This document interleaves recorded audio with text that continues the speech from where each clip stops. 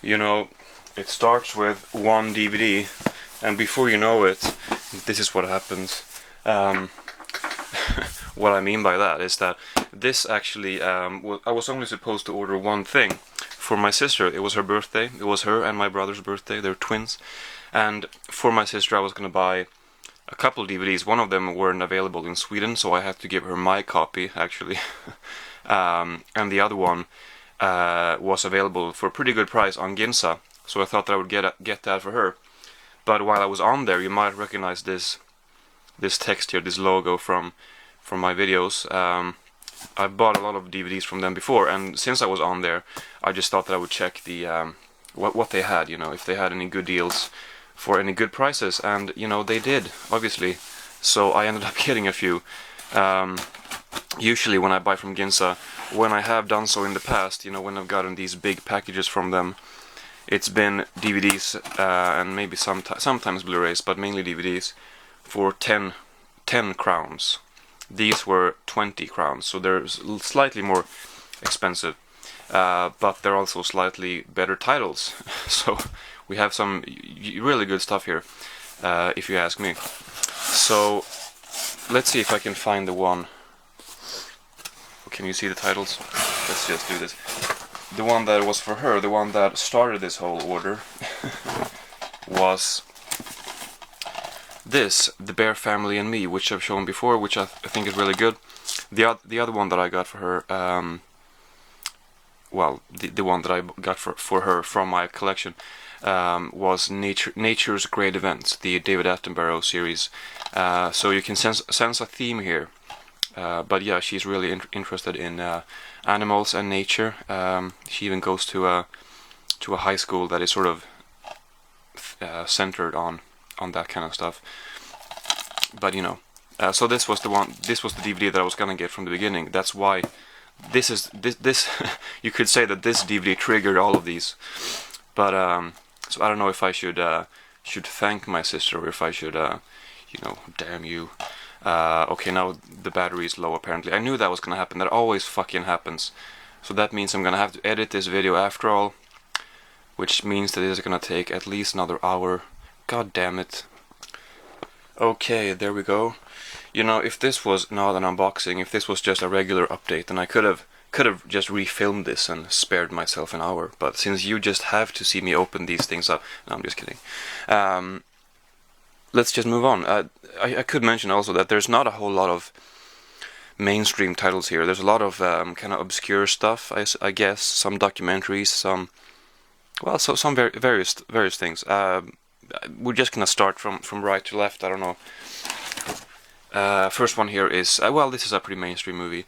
Can't Hardly Wait, 10-year reunion edition. I don't know if it said 10-year reunion edition on the website. Maybe it did, but I've never seen this, and I don't really know what it's about. I'm guessing it's it looks like a high school sex comedy, but I don't know. But they're usually pretty good. But anyway, it's Seth Green. Well, not a great cast, but not a whole lot of people that I would consider myself a fan of. I guess Seth Green would be the main one here. But I don't even really like Seth Green that much. So anyway, let's move on. Liv och Ingmar, Liv Ullmann, Ingmar Bergman, they had a relationship for a while, and I guess this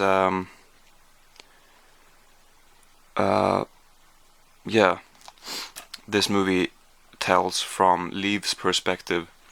And Bergman is obviously dead, but Liv Ullmann is still alive. And by the looks online, it looked like she was being interviewed for this movie, and I think that's pretty much what it is. She talks about her and Ingmar Bergman's relationship, and it could be pretty interesting. So I definitely wanted to get that. Actually, we have a theme here going on, so I'm just gonna pick out 3 titles here. These I was incredibly happy to find for only 20 crowns. These are the remaining Louis de Funès movies that I've yet to see. So these from Studio S are the only ones that I didn't have. And I think pretty much the only... I don't know if there's any other movies that are released elsewhere that do have English subtitles, because there are, you know, he's done more movies earlier on before he became the star of his movies, I guess. And I don't know if there are any box sets out there where some of those older movies are included. But even if there are, I don't think that they have English subtitles.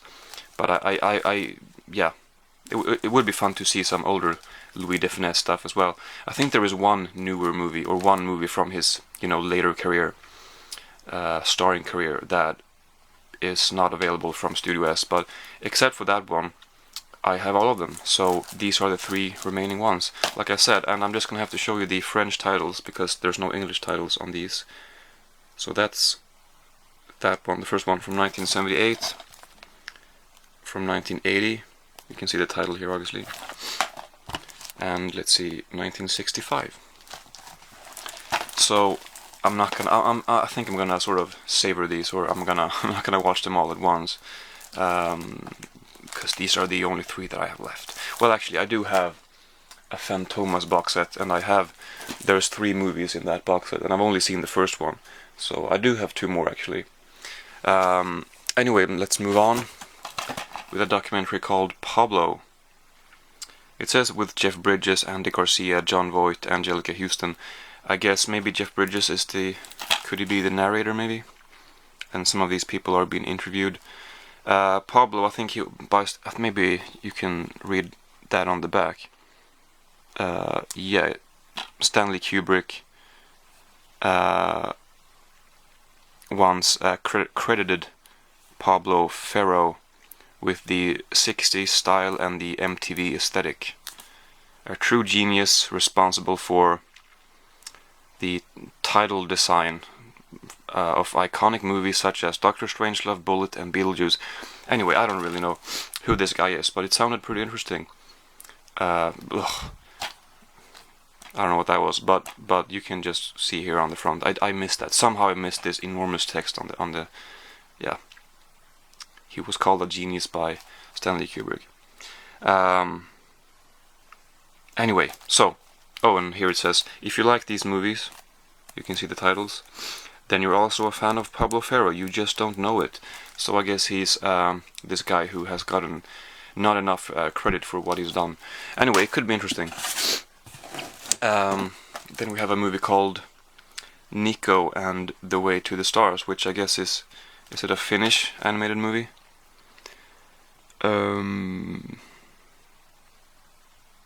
I don't know, but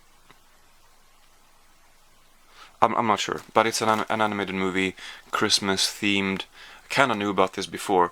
Honestly, if this was on DVD, I doubt that I would have bought it. But for the price and the fact that it's a Blu-ray, and the fact that, you know, the holidays are near, I thought it was, yeah, I might as well get this.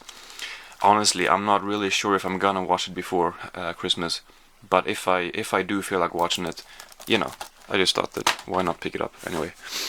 Another documentary here, Next Goal Wins, about the incredible story of the worst football team in the world. I guess that's all I need to say, really. I don't know too much more, but let's just stick to that. And it looks pretty good, and apparently this has gotten some pretty good ratings too, so looking forward to that. I love documentaries like that. And then we have a movie by Vittorio De Sica called Shoeshine, I believe. We have the Italian title here, but it looks pretty similar to Shoeshine, so I believe that is the English title, Shoeshine. Yeah, part of the Italian neorealism films. And I think I've seen his other. I mean, I know I've seen Umberto D, The Bicycle Thieves, and The Miracle at Milan. And I think this is the 4th one that he's the most famous for. And then I've seen all of those. I don't think there is a 5th one that is considered as famous or as well known or whatever. But yeah, so this was a pretty good find. I like the cover too. This is released by Masters of Cinema, not on Blu-ray but on DVD.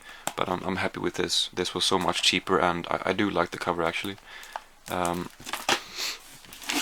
Then we have a documentary called Mind of the Demon, the Larry Linkogel story.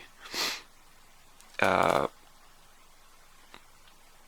fall of the sport's most infamous legend. So I guess it's about this guy who's a bit of a daredevil. One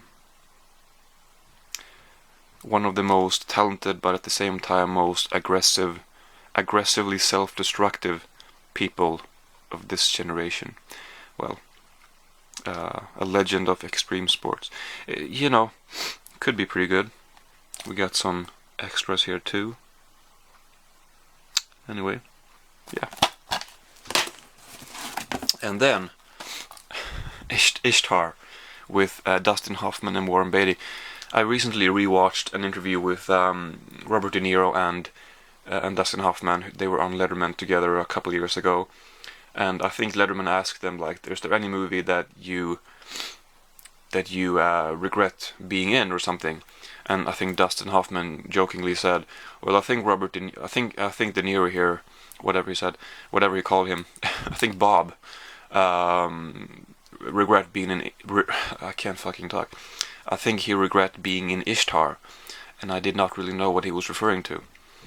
And I looked it up, and I realized that okay, so Dustin Hoffman is in Ishtar, so I guess he's not too happy with this movie. So obviously I had to get it when I found it on Ginza. It's a pretty fun interview, that's why I rewatched it. But anyway, then we have, I guess I could show both of these at the same time. Can you see the title? Yeah, you can see the titles. I didn't realize that you could. But anyway, two shows here. I'll just show them at the same time. They're not related, so I don't really know why I show them at the same time, besides the fact that they are TV shows. But Men at Work Season 1 and Season 1 of Rake, which I guess was remade with Greg Kinnear in the United States, but this is the British, right? Or is it not British? Well, it's the original, and now I'm really insecure where this show is from, but it is the original series, Season 1, and it's about a lawyer who defends various crazy people, as far as I know. I'm not sure, but it sounds good. And Men at Work, really only bought this because it was so cheap, It looks like an okay sitcom. It has this guy, what's his name, from that 70s show. Well, I forget, but it could be okay, I suppose. So yeah. And then, oh yeah, I'll show these two at the same time as well. Two Sigourney Weaver movies. I mean, with every movie I watch with Sigourney Weaver, she just, becomes more and more my favorite actress of all time, more or less, and she's not so bad to look at either. But this one is called, what's it called? Eyewitness, and this one Imaginary Heroes. This one is, I think this is the movie that she made right after Alien. Well, maybe not right after, but the movie she made after. I mean, this was the first movie she made after Alien. Almost looks like Alien too, what the hell? No, oh, that's a dog. Okay, well, yeah, so this one is slightly older, and this one is slightly newer, from, let's see, 2004. But they both look pretty good. This one I don't think too many people have talked about. Yeah, there we go. And we got an animated movie here, which I've been really wanting to see. This also has a 68-page book of some sort. What's the English title? I don't know. But you're gonna have to once again a French title here. Le Tableau.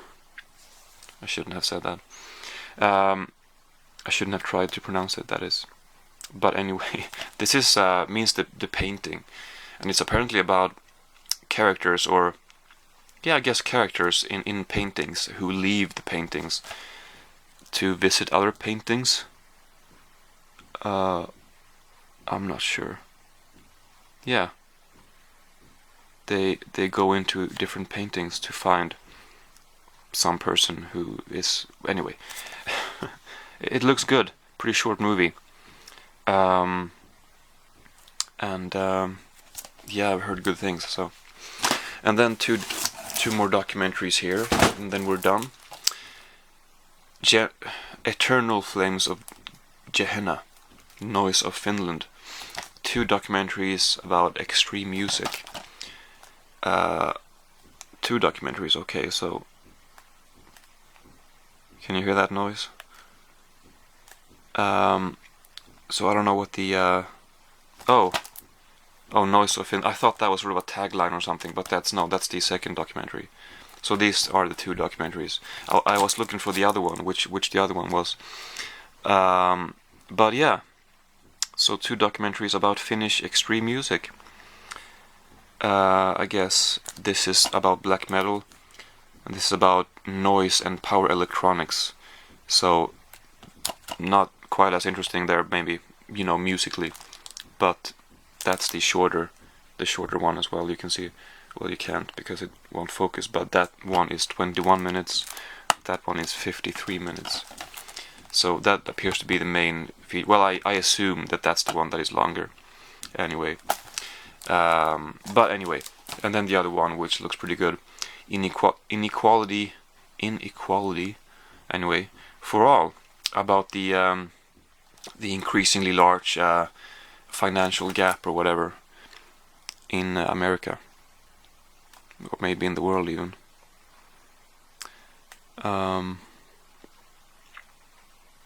Yeah, pretty much. So that's it. That's what we have here. It's been a while, I think, since I made a big unboxing like this, so it's a welcome return. So I guess I should thank my sister after all. But that's it. Yeah, some cool stuff here that I'm looking forward to watching. So yeah, there we go. Alright. I have one more thing. Okay, so I guess I'll have to make this a bit of a bonus unboxing. I should have shown this in the beginning with this package, but I forgot about it, and now I just realized that I had it. This could be one out of 2 things. I'll be excited for each one of them, or you know, whichever one it ends up being, I'll be excited to watch it. But I kind of hope that it will be, well, one of them. It's not actually, but this is also very, very cool. This is Necromantic 2. This I have had pre-ordered for a while. Pretty graphic cover. But it really should be a graphic cover, because this movie will be pretty graphic, I think. I thought the first one was okay. This is by Jörg Buttgereit, and I do have the first one from Arrow as well. And I thought it was okay, but especially I thought that Jörg Buttgereit's The Death King, whatever the English title is, was really good. And so I want to keep giving his movies a shot. I mean, you know, I want to keep watching his movies. And this one is maybe supposed to be better than the first one. Maybe not as good as The Death King, but yeah, I've heard, you know, back in the day when I looked up the most disturbing, the goriest movies of all time lists, this kept being one of the top ones. You know, always the second one, not the first one. So I guess they will not necessarily step things up or whatever, because the first one was obviously pretty messed up too. But this one I think will be maybe even more so, more gory and more, you know.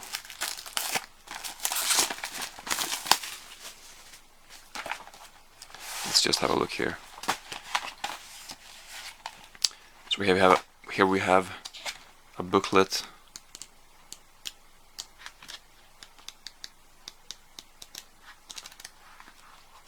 Yeah.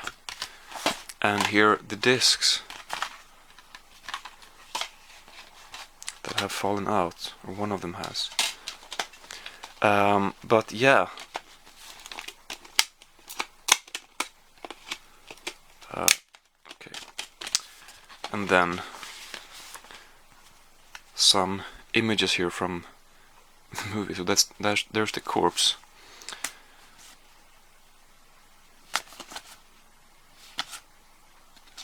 Okay, and a postcard or a certificate of authenticity. It's not the easiest thing for me to pronounce. You can see the number there too. But yeah, so like I said, I've had this pre-ordered for a while, and should be kind of fun. I don't think I'm gonna watch this right away, but I'm glad to have it. And yeah, okay. So that's that.